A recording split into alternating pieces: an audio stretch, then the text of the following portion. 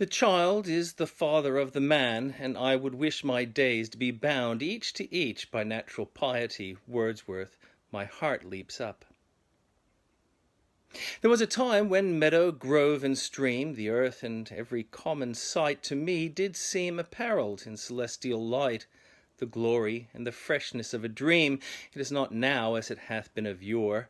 Turn wheresoever I may, by night or day, the things which I have seen I now can see no more. The rainbow comes and goes, and lovely is the rose. The moon doth with delight look round her when the heavens are bare. Waters on a starry night are beautiful and fair. The sunshine is a glorious birth. But yet I know, wherever I go, that there hath passed away a glory from the earth. Now while the birds thus sing a joyous song, and while the young lambs bound as to the tabor's sound, to me alone there comes a thought of grief, a timely utterance, that thought relief. And I again am strong. The cataracts blow their trumpets from the steep. No more shall grief of mine the season wrong. I hear the echoes through the mountainous throng. The winds come to me from the fields of sleep, and all earth is gay, land and sea give themselves up to jollity, and with the heart of May doth every beast keep holiday. Thou child of joy, shout round me, let me hear thy shouts, thou happy shepherd boy. Ye blessed creatures, I have heard the call ye to each other make. I see the heavens laugh with you in your jubilee. My heart is at your festival, my head hath its coronal. The fullness of your bliss, I feel it all.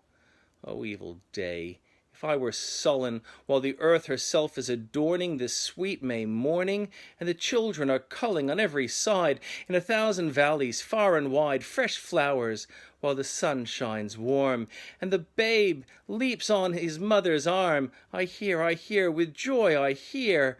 But there's a tree of many one, a single field which I have looked upon. Both of them speak of something that is gone. The pansy at my feet doth at the same tale repeat. Whither is fled the visionary gleam? Where is it now, the glory and the dream? Our birth is but a sleep and a forgetting. The soul that rises with our life's star hath had elsewhere its setting, and cometh from afar, not in entire forgetfulness, and not in utter nakedness, but trailing clouds of glory do we come, from God, who is our home. Heaven lies about us in our infancy. Shades of the prison house begin to close upon the growing boy, but he beholds the light, and whence it flows, he sees it in his joy. The youth, who daily farther from the east must travel still as nature's priest, and by the vision splendid is on his way attended, at length the man perceives it die away, and fade into the light of common day. Earth fills her lap with pleasures of her own. Yearning she hath in her own natural kind, and even with something of a mother's mind, and no unworthy aim. The homely nurse doth all she can to make her foster child, her inmate, man, forget the glories he hath known, and that imperial palace whence he came. Behold the child among his newborn blisses, a 6 years' darling of a pygmy size. See where mid work of his own hand he lies, fretted by sallies of his mother's kisses, with light upon him from his father's eyes. See at his feet some little plan or chart, some fragment from his dream of human life, shaped by himself with a newly learned art, a wedding or festival, a mourning or a funeral, and this hath now his heart, and unto this he frames his song. Then will he fit his tongue to dialogues of business, love, or strife. But it will not be long ere this thrown aside, and with new joy and pride the little actor cons another part, filling from time to time his humorous stage with all the persons down to palsied age that life brings with her in his equipage, as if his whole vocation were endless imitation. Thou whose exterior semblance doth belie thy soul's immensity, thou best philosopher, who yet dost keep thy heritage, thou eye among the blind, that deaf and silent reads the eternal deep, haunted forever by the eternal mind. Mighty prophet, seer blessed, on whose truths do rest, on which we are toiling all our lives to find in darkness lost, the darkness of the grave. Thou over whom thy immortality broods like the day, a master over a slave, a presence which is not put by, thou little child yet glorious in the might of heaven-born freedom, on thy being's height, why with such earnest pains dost thou provoke the years to bring the inevitable yoke, thus blindly with the blessedness at strife? Full soon thy soul shall have her earthly freight, and custom lie upon thee with a weight, heavy as frost, and deep almost as life. O joy, that in our embers is something that doth live, that nature yet remembers what was so fugitive.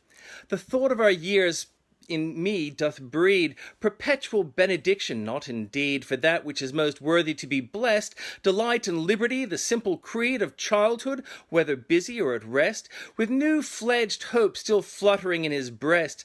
Not for thee I raise the song of thanks and praise, but for those obstinate questionings of sense and outward things, fallings from us, vanishings, blank misgivings of a creature moving about in worlds not realized, high instincts before which our mortal nature did tremble like a guilty thing surprised.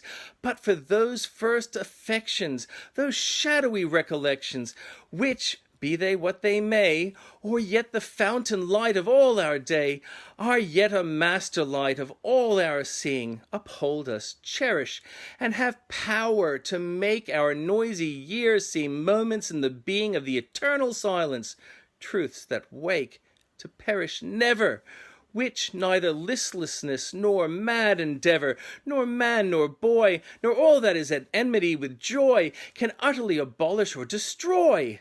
Hence, in a season of calm weather, though inland far we be, our souls have sight of that immortal sea which brought us hither, can in a moment travel thither, and see our children sport upon the shore, and hear the mighty waters rolling evermore. Then sing, ye birds, sing, sing a joyous song, and let the young lambs bound as to the tabor's sound. We in thought will join your throng.